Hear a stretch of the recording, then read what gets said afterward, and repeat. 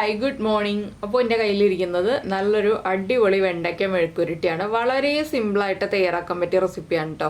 സാധാരണ നമ്മൾ വെണ്ടയ്ക്ക മെഴുക്കുരുട്ടി ഉണ്ടാക്കുമ്പോൾ ചുവപ്പ് കളറിലാണ് ഇരിക്കാറ്. എന്താണെന്ന് വെച്ചാൽ നമ്മൾ മുളക് പൊടി ചേർത്തിട്ടാണ് വെണ്ടയ്ക്ക മെഴുക്കുരുട്ടി ഉണ്ടാക്കാറുള്ളത്. അപ്പോൾ ഇത് പച്ചമുളക് മാത്രം ചേർത്തിട്ടുള്ള വെണ്ടയ്ക്ക മെഴുക്കുരുട്ടിയാണ്. അപ്പോൾ ഈ ഒരു രീതിയിൽ വെണ്ടയ്ക്ക മെഴുക്കുരുട്ടി ഉണ്ടാക്കി നോക്കിയിട്ടില്ലെങ്കിൽ ഉറപ്പായിട്ടൊന്ന് ട്രൈ ചെയ്ത് നോക്കിക്കോളൂ. ചോറിൻ്റെ കൂടെ വളരെ നല്ല കോമ്പിനേഷനാണ്. അപ്പോൾ എങ്ങനെയാണ് നമുക്ക് ഈ രീതിയിൽ വെണ്ടയ്ക്ക മെഴുക്കുരുട്ടി തയ്യാറാക്കുന്നതെന്ന് നോക്കാം.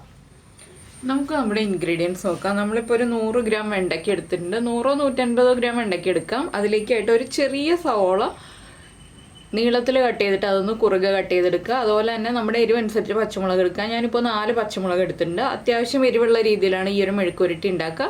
പിന്നെ നമുക്ക് വേണ്ടത് വെളിച്ചെണ്ണ, അതുപോലെ തന്നെ കറിവേപ്പില. ഇത്രയും ഇൻഗ്രീഡിയൻസ് ആണ്. അപ്പോൾ നമുക്ക് മെഴുക്കുരുട്ടി ഉണ്ടാക്കാൻ തുടങ്ങാം. അപ്പോൾ ഞാനൊരു പാനിലേക്ക് കുറച്ച് വെളിച്ചെണ്ണ ചേർത്തിട്ടുണ്ട്. ഒരുപാട് വെളിച്ചെണ്ണ വേണ്ട കേട്ടോ, കുറച്ച് വെളിച്ചെണ്ണ മതി. ഇതിലേക്ക് നമ്മൾ കട്ട് ചെയ്ത് വെച്ചിരിക്കുന്ന സവോളയും അതുപോലെ തന്നെ പച്ചമുളകും വെണ്ടയ്ക്കയും എല്ലാം ഒരുമിച്ച് തന്നെ ചേർത്ത് കൊടുക്കാം കേട്ടോ. നമ്മൾ ഓരോന്നായിട്ടല്ല വഴറ്റിയെടുക്കുന്നത്, എല്ലാം ഒരുമിച്ച് തന്നെയാണ്. ഇത് ആദ്യമേ ഒന്ന് വഴറ്റിയെടുത്തതിന് ശേഷം മാത്രം ഉപ്പ് ചേർക്കണം. ആദ്യം തന്നെ ഉപ്പ് ചേർത്ത് കൊടുക്കരുത്. എന്താണെന്ന് വെച്ചാൽ വെണ്ടയ്ക്കയ്ക്ക് ഒരു വഴുവഴുപ്പുണ്ട്. ആ ഒരു വഴുവഴുപ്പ് ഒന്ന് മാറി തുടങ്ങുമ്പോൾ മാത്രം നമ്മൾ ഉപ്പ് ചേർക്കുക. അത്യാവശ്യം ഇതിൽ കുറച്ച് സവോളയും കൂടി വേണം. അപ്പോഴാണ് നമ്മുടെ വെണ്ടയ്ക്ക മെഴുക്കുരുട്ടിക്ക് ടേസ്റ്റ് ഉണ്ടാവുക. പച്ചമുളക് നീളത്തിൽ ഇതുപോലെ സ്പ്ലിറ്റ് ചെയ്ത് ചേർത്തില്ല എന്നുണ്ടെങ്കിൽ നിങ്ങൾക്ക് ചെറുതായിട്ട് കട്ട് ചെയ്ത് ചേർക്കാം. അപ്പോൾ എന്താണെന്ന് വെച്ചാൽ വെണ്ടയ്ക്ക മെഴുക്കുരുട്ടി ആകുമ്പോൾ വെണ്ടയ്ക്കയും പച്ചമുളകും ഏകദേശം ഒരുപോലെ ഇരിക്കും. അതുകൊണ്ട് നമ്മൾ ചെറുതായിട്ടൊന്ന് സ്പ്ലിറ്റ് ചെയ്തിട്ട് ചേർക്കുകയാണ് എപ്പോഴും നല്ലത്, കട്ട് ചെയ്ത് ചേർക്കുന്നതിനേക്കാൾ. ഇനിയിപ്പോൾ നമുക്കിതിലേക്ക് നമ്മുടെ കറിവേപ്പിലയും കൂടി ചേർത്ത് കൊടുക്കാം.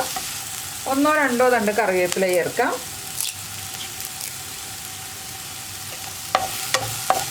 ഇതിനെ ഒരു മീഡിയം ഫ്ലെയിമിലിട്ടിട്ട് തുറന്ന് വെച്ച് തന്നെ ഇളക്കി കൊടുക്കുക. അടച്ചു വെച്ചിട്ട് കുക്ക് ചെയ്തെടുക്കരുത്.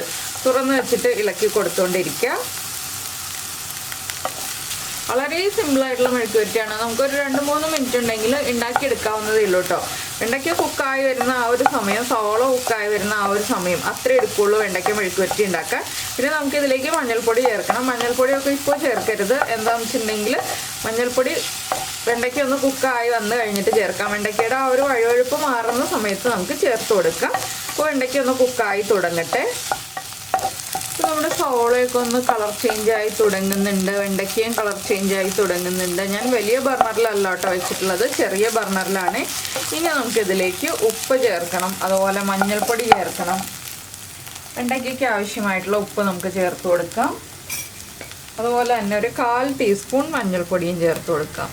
ഇത് രണ്ടും ചേർത്തിട്ട് വീണ്ടും നന്നായിട്ട് ഇളക്കി മിക്സ് ചെയ്യാം.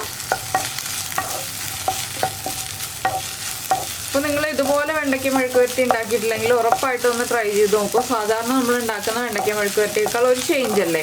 എപ്പോഴും ഒരേ രീതിയിൽ വെണ്ടയ്ക്ക മെഴുക്കുവരട്ടി ഉണ്ടാക്കി കഴിക്കുന്നതിനേക്കാൾ ഒരു ചേഞ്ചായിട്ട് വളരെ സിമ്പിളായിട്ട് ഉണ്ടാക്കാൻ പറ്റുക.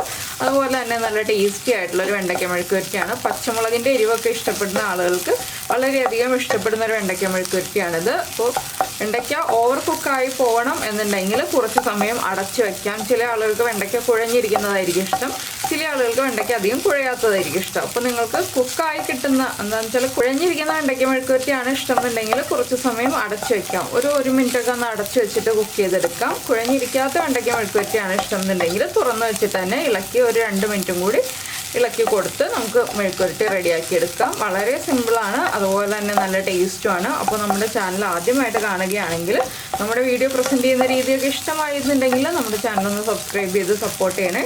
സബ്സ്ക്രൈബ് ചെയ്യുന്നതിന് ഈ വീഡിയോയുടെ താഴെയുള്ള റെഡ് സബ്സ്ക്രൈബ് ബട്ടൺ ഒന്ന് ക്ലിക്ക് ചെയ്യുക. അതിൻ്റെ റൈറ്റ് സൈഡിലുള്ള ബെല്ലൈക്കണും ക്ലിക്ക് ചെയ്യുക.